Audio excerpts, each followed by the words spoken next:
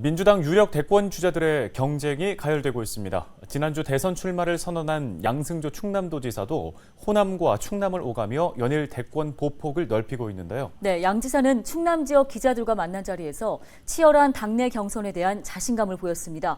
또 충청 대망론으로 거론되는 야당 후보에 대해서는 강도 높게 비판했습니다. 정선영 기자입니다.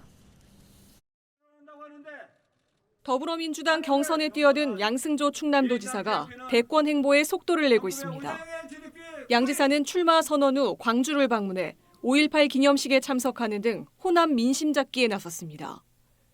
20일 충남 기자간담회에서 양 지사는 광주 민주화운동 정신을 강조하며 경선 후보로서 첫 공식 활동에 의미를 부여했습니다. 5.18의 정신은 비단 그 광주 전남만의 정신이 아니고 우리 대한민국의 정신이 아니겠습니까? 민주당의 뿌리이자 기둥인 호남에서 첫 일정을 잡는 것은 어느 정치인도 대충 그렇게 잡을 수밖에 없을 것이라는 생각이 들고요. 이재명 경기도지사와 이낙연 전 민주당 대표, 정세균 전 국무총리 등 여당 대권 후보 빅3와의 경쟁에서도 양 지사는 자신감을 보였습니다. 지지율이 따라가지 못할 뿐 4선 국회의원과 당 사무총장, 충남도지사 등 정치 경력과 정책 수행 능력은 결코 뒤처지지 않는다고 강조했습니다. 따라서 자신을 알리는 것이 이번 경선의 가장 중요한 전략이라고 밝혔습니다. 또 저출산과 고령화, 양극화 등 3대 위기 해소 정책을 갖고 겨뤄보면 지지율은 얼마든지 올라갈 수 있다고 덧붙였습니다. 경력, 지금까지 살아온 가정, 어떤 도덕성, 어떤 정책 수행 능력 이런 걸 한번 도표를 갖고 한번 그려보시라고요.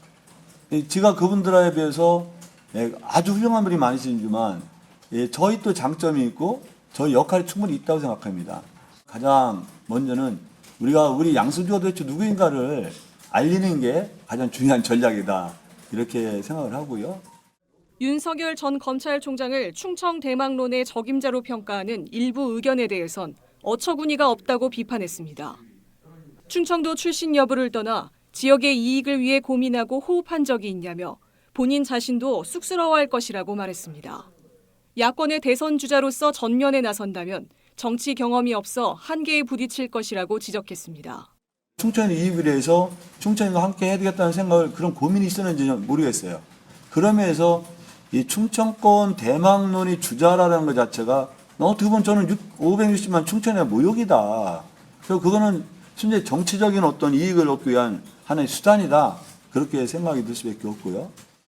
양 지사는 주말을 이용해 전국을 순회하며 민심을 공략하겠다고 밝혔습니다. 이번 주말엔 노무현 전 대통령의 서거 12주기를 앞두고 김해 봉화마을을 방문할 계획입니다. 헬로티비 뉴스 정선영입니다.